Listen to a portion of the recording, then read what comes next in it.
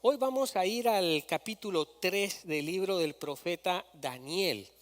Este es un pasaje bíblico muy hermoso donde se nos habla de una oportunidad que tienen unos jóvenes judíos de poder honrar a Dios en medio de una gran prueba. Una de las cosas que los cristianos muchas veces hacemos es que cuando todas las cosas están bien en nuestra vida, todo funciona bien, todo va como nosotros pensamos, entonces a veces tenemos esa actitud con Dios de alabanza, de honrarle, de bendecirle. Cuando las cosas en nuestra vida no van tan bien o van mal, tendemos mucho a alejarnos de Dios y a no darle más la honra a Dios. Y muchas veces comenzamos incluso a criticar a Dios por lo que nos sucede en la vida. Así que yo quiero que usted vaya al libro de Daniel capítulo 3. Es muy largo el capítulo, así que no lo voy a leer todo porque si no nos ocuparía mucho tiempo. Voy a tratar de resumir un poco lo que estaba pasando acá en este capítulo. Resulta que el rey Nabucodonosor, él mandó a hacer una estatua, ¿sí? Un ídolo, un dios muy grande, y mandó a que la pusieran en un campo allá en la provincia de Babilonia. Luego este rey ordenó que le dijeran a todos los poblados, a todas las personas que estaban ahí, que fueran a adorar a esta estatua. Como era el rey, él mandó a magistrados, a capitanes, a consejeros, a jueces, para que fueran a traer a la gente, a hacer el anuncio de que fueran a adorar esa estatua que él había construido, porque era uno de los dioses que él había puesto ahí. También había un pregonero, había una persona que se encargaba de pasar la voz, y entonces a él le dice: ve y dile a todas las personas de todas las lenguas, de todos los lugares, que vengan acá y que adoren a este Dios. Y si no lo hacen, los voy a mandar a un horno de fuego para que se quemen allí. Entonces también le dice Nabucodonosor a este pregonero: cuando las personas escuchen las trompetas, los tambores y todos los instrumentos, ellos tienen que venir. Y el que no venga, entonces lo meteré al horno de fuego. Una de las cosas que tenía que hacer las personas era arrodillarse delante de esta imagen de oro que habían hecho. Ahora, habían 3 hombres judíos que no obedecieron la orden del rey. Estos se llamaban Sadrach, Mesach y Abednego. Y ellos 3 decidieron no ir porque eran judíos. Ellos tenían por Dios ¿a quién? Al Dios de nosotros, al Dios de Israel. Y ellos dijeron: no, nosotros no nos vamos a ir a postrar ante aquella estatua. Y resulta que por ahí andaban unos caldeos, y estos tenían rivalidad con los judíos, y entonces van y le van a pasar el chisme ahí al rey y le dicen: mira, aquellos 3 judíos no quieren venir acá. Y entonces el rey dice: tráiganmelos. Llevan a los judíos y el rey les dice: si no se postran ahora, en este momento, ante esta estatua, los voy a meter al horno de fuego. Y ellos no lo hicieron, dijeron: no, nosotros tenemos solo a un Dios, al Dios de Israel, y nosotros no nos vamos a postrar. Y si nos metes al horno de fuego, si es voluntad de Dios, Dios nos va a librar. Y si no es la voluntad de Dios, pues igual la vamos a aceptar, pero a otro Dios nosotros no vamos a adorar, para nada, para nada. Entonces Nabucodonosor se enojó al oír que lo habían desafiado, porque él era un hombre poderoso. Y entonces manda a los más fuertes, a los soldados más fuertes y valientes, a atar a los 3 judíos. Los atan y luego los meten al horno de fuego. Dice que era tanto porque Nabucodonosor había mandado a calentar 7 veces el horno, 7 veces más de lo acostumbrado. Y entonces meten a los 3 judíos, y era tan fuerte que los hombres que los habían atado y metido ahí se quemaron y murieron, porque era tan fuerte el horno. Pero los 3 judíos entraron. Ya que estaban los tres judíos ahí adentro, resulta que Nabucodonosor comienza a ver y se da cuenta que no hay tres, sino que ahora hay cuatro. Perdón. Y entonces Nabucodonosor se queda impactado de ver, pues, y no eran tres, y luego se impacta más porque comienza a ver que estos tres hombres, los cuatro hombres ahora, están caminando como que nada, en las llamas, que parece que no se queman. Y Nabucodonosor se da cuenta que el cuarto hombre parece como un ángel, como un ser celestial. Y entonces ya Nabucodonosor se da cuenta que ahí algo raro está pasando, porque era imposible. Los otros pobres que mandaron a meterlos murieron ahí solo al acercarse. Estos hombres, ¿cómo era posible que se estuvieran paseando? Entonces Nabucodonosor manda y dice, sáquenlos de ahí, los llama a él y salen. Y cuando salen estos tres hombres, resulta de que están intactos. Ni siquiera dice la escritura que no huelen ni a quemado, no tienen ni un pelo quemado, nada, están perfectamente bien. Entonces Nabucodonosor se acuerda que los hombres habían dicho que ellos no se iban a postrar ante ninguna estatua, y que si Dios quería los iba a librar porque su Dios era poderoso. Y resulta que la voluntad de Dios fue librarlos en esta ocasión. Los libró, y entonces Nabucodonosor se da cuenta que el Dios de estos tres muchachos es más poderoso que sus propios dioses, que eran falsos. Y entonces da una orden de que todo el pueblo ahora adore al Dios de Israel. Él ya no le queda duda que el Dios de Israel tiene poder.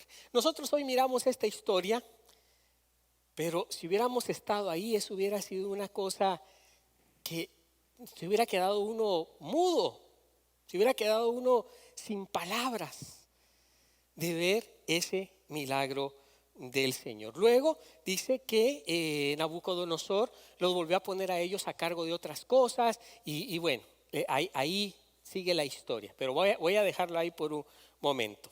Le invito a que cuando usted pueda vaya al capítulo 3 del libro de Daniel y vuelva a leer, porque es hermosa esta historia. Muy bien, pero ahora quiero que miremos nosotros qué quiere Dios decirnos hoy a través de esta historia. ¿Se acuerda que hoy vamos a hablar acerca de cómo nosotros, aún en medio de las pruebas, podemos honrar a Dios? Podemos honrar a Dios. Estos hombres estaban pasando una prueba difícil. Esa no era cualquier prueba. Si tú no confiesas a mi Dios, te mato. Estaban pasando una prueba complicada. Eso fue lo que les dijo Nabucodonosor. Si tú no confiesas y te arrodillas y adoras, los voy a matar. Y lo hizo. Ahora, una de las cosas que estos hombres tenían claro, ¿sí?, era Éxodo 23:6. Porque de lo contrario ellos no hubieran podido, el temor no los hubiera dejado enfrentarse al rey y meterse a un horno de fuego con toda la confianza que Dios los podía librar, o que igual Dios los podía llevar, pero que ellos iban a estar en la presencia del Señor. Entonces, miren lo que dice Éxodo 23:6. No tendrás dioses ajenos delante de mí. Los niños que están recibiendo clase han visto eso, ¿cierto? ¿Sí? Muy bien, Chris. ¿Sí se acuerdan? Hemos estado viendo eso.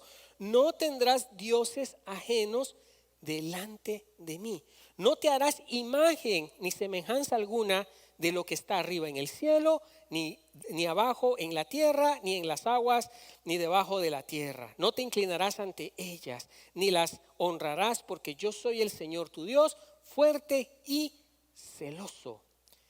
Yo visito en los hijos la maldad de los padres que me aborrecen hasta la tercera y cuarta generación, pero trato con misericordia infinita a los que me aman y cumplen mis mandamientos. Estos tres hombres, estos tres judíos, sabían muy bien qué clase de Dios tenían, y tenían muy claro este mandamiento. Acá es donde yo quiero que nos detengamos un momentito y quiero que usted me preste mucha atención. No deje que el sueño, no deje que el calor, no deje que la incomodidad, qué sé yo, si lo distraiga o lo que va a hacer más tarde. Usted también que nos vea en línea, le pido que se enfoque un momentito acá, porque la historia es muy linda, pero esa historia la podemos aplicar hoy a nuestra vida. Y aquí quiero que usted ponga mucho cuidado. Hoy en día, queridos hermanos, familia en Cristo, hoy en día, ¿sí?, los dioses a los cuales, ¿sí?, somos tentados de muchas formas a adorar, pueden adoptar unas formas muy sutiles. Hoy quizá a ti no te va a decir alguien, híncate o arrodíllate ante esta imagen. No te pueden obligar hoy, por lo menos acá en esta sociedad, aquí en los Estados Unidos, nadie, yo no sé si en alguna parte del mundo, pero yo no creo que alguien te haga inclinarte porque te matan ante una imagen para adorar, creyendo que esa imagen es Dios, porque en eso consiste la adoración de imágenes, ¿no?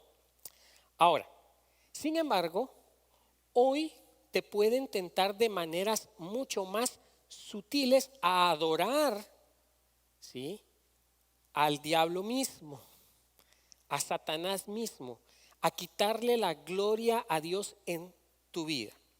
Ahora, ¿cómo hoy la adoración a otras cosas se mete en la vida de los seres humanos? Bueno, a través de las cosas materiales, por ejemplo, ¿sí?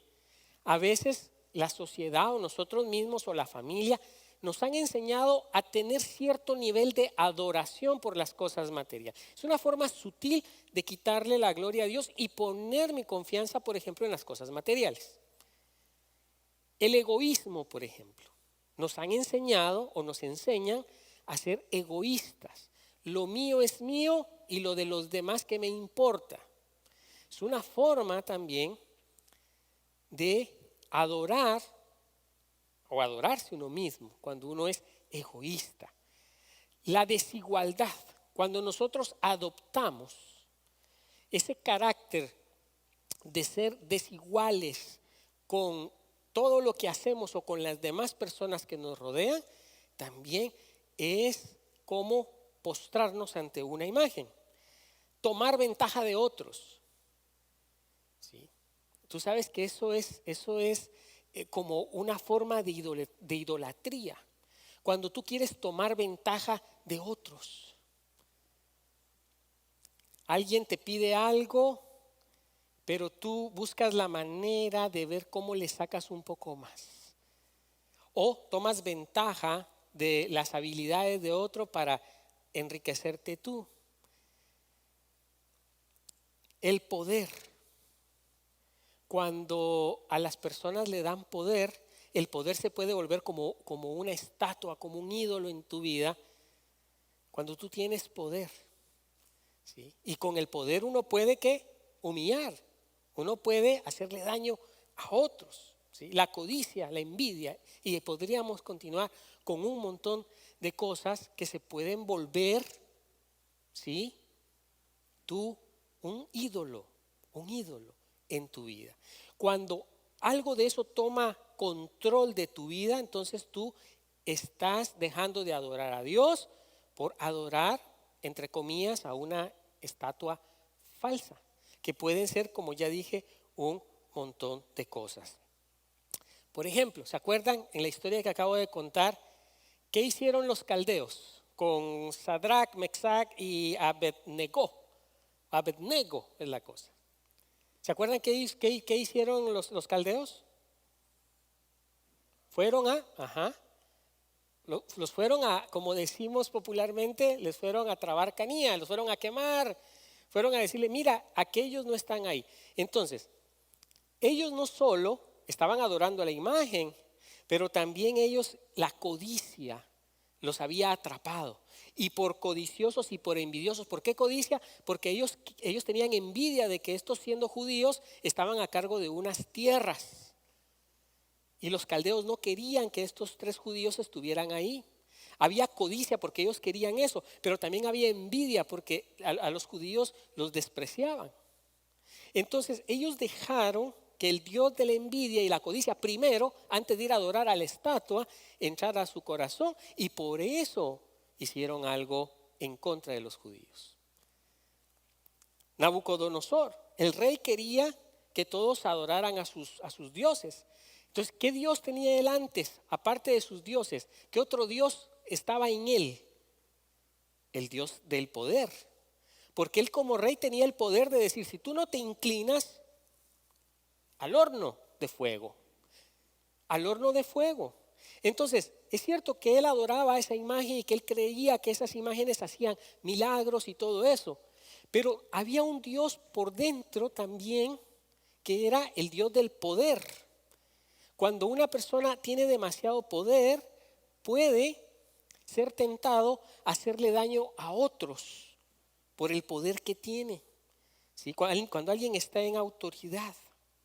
Fíjate que Nabucodonosor anteriormente había puesto a estos 3 judíos gracias a Daniel. Estamos en el libro de Daniel, capítulo 3. En el capítulo 2 de Daniel, Daniel le ha interpretado unos sueños a Nabucodonosor. Y entonces Nabucodonosor se había dado cuenta que ya el Dios de Daniel era poderoso.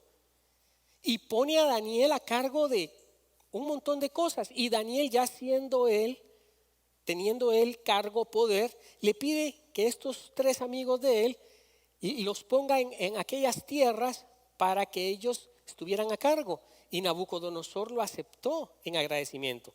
Pero en el capítulo 3, como Nabucodonosor dejó, ¿sí?, que el Dios del poder ganara en su vida, se le olvidó todo lo que Daniel había hecho, se le olvidó todo lo que él había prometido, porque dejó que ese Dios se metiera en la vida de él. Así que se olvidó de la buena voluntad que había tenido. Ahora, hoy en día existe a lo que yo llamo, ¿sí?, usted apréndalo hoy, el síndrome de Nabucodonosor. Hay un síndrome de Nabucodonosor en las personas el día de hoy y se manifiesta constantemente. Por ejemplo, ¿cuántas personas no manipulan a otras para que ignoren los mandamientos del Señor? Yo no sé si alguien a ti te ha querido manipular. Por ejemplo, no, hoy no vayas a adorar a Dios al templo o no vayas a la iglesia. Mejor vamos a hacer esto porque es más importante.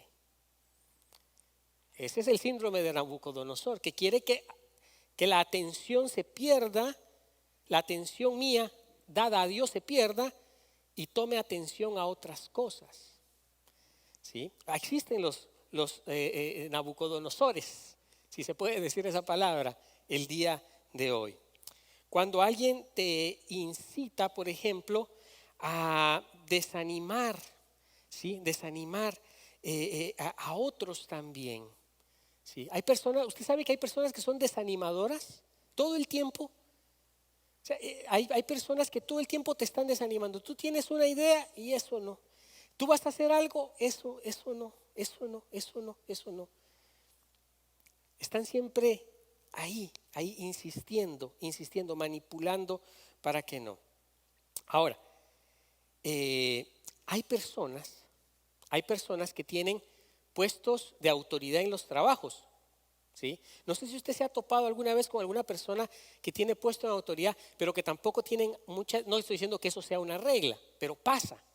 Hay personas que están en los trabajos en puesto de autoridad que no son necesariamente muy honradas y que entonces quieren que algún empleado hagan alguna cosa indebida para beneficiarse él y el empleado, porque tiene valor, dicen yo no lo hago. Entonces lo amenaza, mira, si tú no haces esto, te voy a despedir, te voy a quitar el trabajo.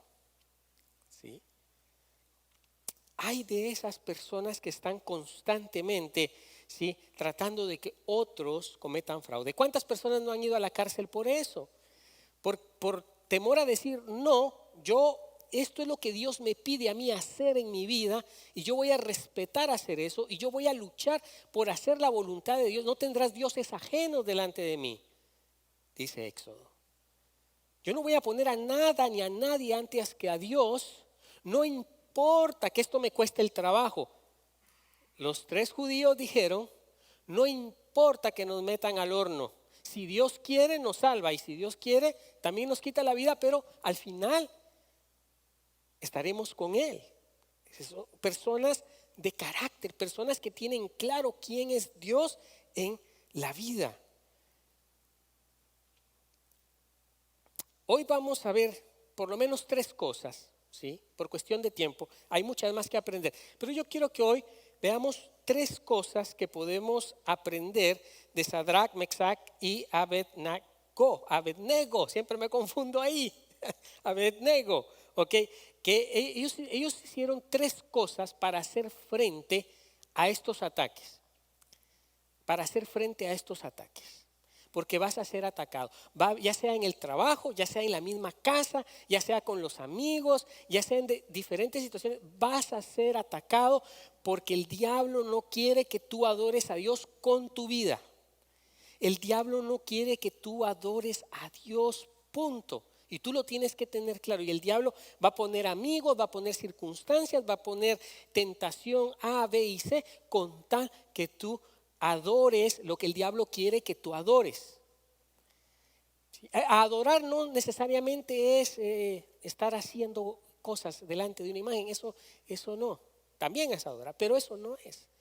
Adorar algo es poner a Dios en segundo plano y hacer de algo que no viene de Dios lo más importante en mi vida. Eso es adorar. Entonces, tú vas a ser tentado, tú vas a ser probado. Y aquí te voy a dar yo 3 claves que estos hombres de Dios hicieron y cómo Dios los rescató y los libró de eso. Número 1, vamos otra vez a lo que ya dijimos, no tendrás dioses ajenos delante de mí.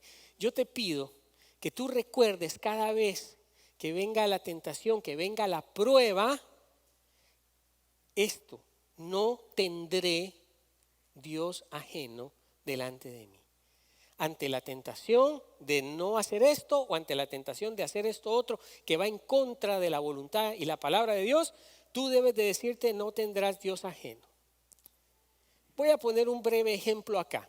Por ejemplo, hoy vamos a la iglesia. Vamos mi esposa y yo y mis hijos. Y resulta, esto no es verdad, pero resulta que mi esposa se encaprichó esta mañana. ¿Ve? Porque, no sé, el arete no le quedó bien. O porque yo dije una cosa que no tuve que decir. Y entonces resulta que mi esposa, pues ahora no vamos a la iglesia. ¿Sí? Ahora no vamos a la iglesia. Ni se te ocurra ir. ¿Para qué vas a ir a la iglesia si mirás cómo estás? ¿Para qué? ¿Para qué vas a la iglesia? Si yo dejo que por un problema en casa yo mejor no voy a adorar a Dios porque me justifico diciendo no me siento bien. Aquí adorar a Dios no se trata de cómo tú te sientas, se trata de lo que la Biblia dice, que debemos ir y adorar a Dios. Eso no depende de cómo tú te sientas. Entonces, si tú dejas de ir a la iglesia porque te peleaste con el esposo o con la esposa, tú hiciste a tu esposo o a tu esposa un Dios ajeno delante de ti. Si tú tienes que trabajar, ¿sí? Si te ponen el trabajo a trabajar el domingo, ni modo, ya te tocó. Pero si tú no tienes que trabajar el domingo y tú buscas trabajar el domingo para no ir a la casa del Señor, tú estás haciendo un Dios ajeno, el dinero, ni siquiera el trabajo, el dinero, porque no estás confiando lo suficiente en que Dios te va a proveer, porque Dios provee. Alguno dirá, pero usted pastor, usted no me va a mantener. No, yo no, ni tú a mí. Sí, pero Dios sí. Dios sí tiene cuidado de ti. Dios tiene cuidado de ti. Así que sin importar las condiciones o las amenazas que tú puedas ver, no pongas nada en primer lugar. No te dejes manipular, porque el que se deja manipular pierde. Eso es en todo, en las relaciones humanas y en la relación con Dios principalmente. Si tú te dejas manipular, tú pierdes. Tú pierdes. Jesús, nuestro Señor Jesús, en Mateo capítulo 4, versículo 10, dijo estas palabras. Vete, Satanás, porque escrito está, al Señor tu Dios adorarás y a Él solo servirás. ¿Se acuerdan de ese pasaje? ¿Cuándo pasó esto? Cuando Jesús fue tentado en el desierto. Y Jesús desenlaza su actuación, su interrelación con el diablo ahí, la tentación del diablo. El diablo está ahí tratando y entonces le dice, ya vete, Satanás. Así se corta a Satanás. Vete de aquí, Satanás, porque escrito está, solo al Señor tu Dios adorarás. Si tú incluyes alguna cosita o alguien más en la adoración, estás perdido. Número 2, confiar en Dios sin importar las circunstancias. Mira que estos hombres la tenían terrible. Iban a una muerte segura. Iban a una muerte segura. Ellos mismos antes de entrar vieron morir a los que los estaban llevando dentro del horno. Entonces, si tú no aprendes a confiar en Dios sin importar las circunstancias, tu vida va a ser muy complicada. A mí me ha tocado, hermanos, tener que confiar en Dios en momentos que yo siento que ya no. Pero Dios nunca defrauda. E igual, si Dios decidiera hasta acá, hasta acá. Pero jamás nos vamos a arrodillar o a doblar o a aguadar nuestro carácter, nuestra vida, ante nada o ante nadie. En el versículo 17 de este capítulo de 3 de Daniel dice, fíjate lo que contestan ellos. Dice, su majestad va a ver que nuestro Dios a quien servimos, ¿sirve usted a Dios? Piénselo, ¿cómo sirve usted a Dios hoy? Pero ellos sí lo hacían. Mira, su majestad va a ver que nuestro Dios a quien servimos, porque si es tu Dios tú le tienes que servir, puede librarnos de ese ardiente horno de fuego y también puede librarnos del poder de su majestad. Pero aún si no lo hiciera, aquí está la confianza. Sepa su majestad que no serviremos a sus dioses. No serviremos a sus dioses, aún si Dios no nos libra, dicen ellos, jamás voy a yo a servir, yo voy a seguir fiel. Ahora, a usted y a mí no nos están metiendo ahorita en un horno de fuego. ¿En qué nos pide Dios ser fieles? En la adoración. ¿Sí? Fieles a su palabra, a sus mandamientos. Dios no nos está probando, o a cada uno de nosotros, en un horno. Ahora, para poder llegar a la estatura de estos 3 judíos, ¿sí? Tenemos que aprender, hermanos, a tener firmeza de carácter. Si usted no tiene firmeza de carácter, mi casa y yo serviremos al Señor. No tendré dioses ajenos delante de mí. Solo al Señor, mi Dios, adoraré. Si usted no tiene claras esas cosas, si usted no tiene firmeza de carácter, usted lo dice hoy, lo escucha hoy y mañana cualquier cosa lo detiene a usted para servir al Señor, para amar a Dios con todo su corazón, para darle a Dios con todo su corazón, para predicar su palabra con todo el corazón. Si usted no tiene firmeza de carácter, usted no lo va a poder hacer. Estos 3 hombres demostraron ser firmes de carácter. No importa que nos metan al horno, yo voy a servir al Señor. ¿Por qué horno está pasando usted hoy? ¿O a qué horno está a punto de enfrentarse? No importa. No importa. No importa el horno, no importa la temperatura del horno. Usted tiene que aprender a estar firme en el Señor. Usted tiene que aprender a agarrarse del Señor, a creer en Él. Sí. Ahora, recuerde lo que decía acá. A quien servimos, el Dios a quien servimos nos va a librar. ¿Usted sirve a Dios? Ellos tenían confianza. ¿Por qué? Porque ellos sabían a quién sirven. Ellos sabían a quién le dan. Ellos sabían con quién se relacionaban. Ellos no tenían miedo. Mire a usted a un niño con su papá.